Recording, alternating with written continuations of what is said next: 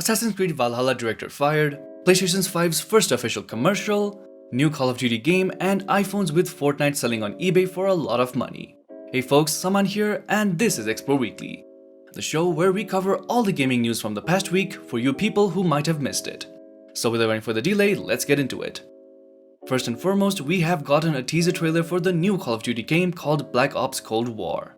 And from what the teaser looks like, I think Treyarch is taking a new storyline completely independent to the old Black Ops, and by old I don't mean 3 or 4. I'm talking about Woods and Mason old.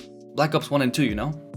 No gameplay has been revealed, but there is a date for the worldwide premiere for the gameplay reveal, which is to be held on 25th August, so stay tuned for that if you're hyped for the new COD. While we're on the subject of trailers and reveals, a new game has caught a lot of people's eyes. And if you're up to date, then I think you know what I'm talking about. It's Black Myth: Wukong. The gameplay came out of nowhere and has quite appealed to players worldwide, which might be because of the game style that matches quite well with Sekiro Shadow Dies Twice from Software. If you have not seen the gameplay, then I highly suggest you do go and watch it. The game looks really promising with its art design and environment. The player-controlled character looked like it would play out very well, and the boss fights looked really good. Well, that was my first impression of the game. Let's see what more we'll get from Black Myth: Wukong. Another reveal that has caught a lot of eyes is Ghost of Tsushima. Sucker Punch has announced a free update for Ghost of Tsushima which adds a co-op mode and 4 different classes to choose from. The reveal trailer highly suggests players teaming up to do some difficult scenario missions. And if it's not that, then I am lost. Tell me what you guys think in the comments. Going back a couple of weeks, if you remember the PlayStation 5 game reveals, then you might remember Deathloop. Well, apparently Deathloop has reportedly been delayed. The game, which was planned to release alongside the new console, has been delayed to 2021 without further notice. So yeah, that's that.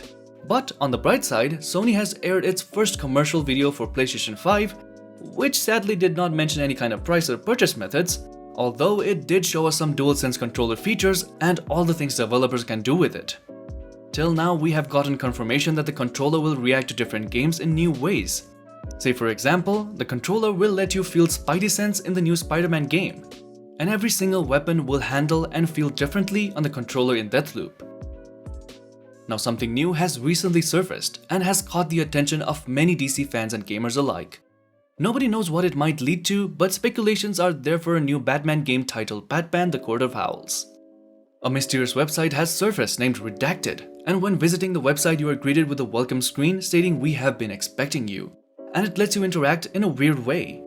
There's also a follow-up Twitter handle linked to the site, which leads us to the Redacted Twitter account with some teases and puzzles to solve and a date, specifically 22nd August 2020, which I'm guessing is the reveal for whatever the heck is happening. And coincidentally, 22nd of August is also the official event for DC fandom, so safe to say that some kind of Batman game is on the way. Getting away from all the weird stuff, let's talk about Microsoft Flight Simulator. I mean, why not? Everyone is talking about it. Even BBC News with their statement, "The whole world in a game." But honestly, Microsoft Flight Simulator is really good. The way Microsoft developed the game, the way they created every location of the world. Although the experience may vary from person to person, as the game's level of detail is mostly dependent on how good your internet speed is.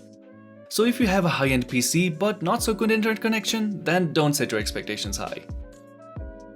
Heading over to some directors and creators, Scott Pilgrim's creator Brian Lee O'Malley has revealed that Ubisoft officially reached out to him. Now I don't know what this means, but I hope it's for a new Scott Pilgrim game. Fingers crossed folks, but not all news is good.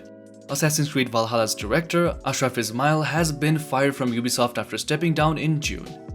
Reason was multiple allegations of sexual impropriety surfaced within the game industry. Ismail was accused of engaging in extramarital affairs and not revealing or actively hiding his marital status to people he dated. As all went public, Ashraf Ismail stepped down from the director's role but remained employed by Ubisoft.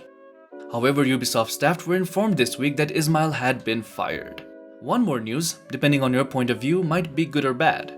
Laszlo Jones, veteran writer, producer, and DJ for the Grand Theft Auto series, has left Rockstar after nearly 20 years. And is now working on a number of in-development shows for Disney and Netflix, and consulting for a video game company whose name is not yet disclosed. Last but not least, Baldur's Gate 3 has officially announced an early access launch date, but with a hint of salt. The game's early access was initially set to launch in August 2020 but has been delayed, with Larian's CEO Sven Winkel stating that the game will not launch in August but it is around the corner, so we are hoping for sometime in September 2020. But don't at me on that. Hope is all we have, ladies and gentlemen. But where there is hope, there is fear. I don't know if that's a saying. Anyways, where there's fear, there's a particular goose. But why fear a goose when you can fear two? Not catching what I'm talking about? The Untitled Goose Game is getting a free 2-player update, which means prepare for trouble! Make it double! And that was all for this week's Explore Weekly. Leave a thumbs up and hit that subscribe and bell icon if you thought this was helpful. Else I will send one of those geese after you. I am not kidding.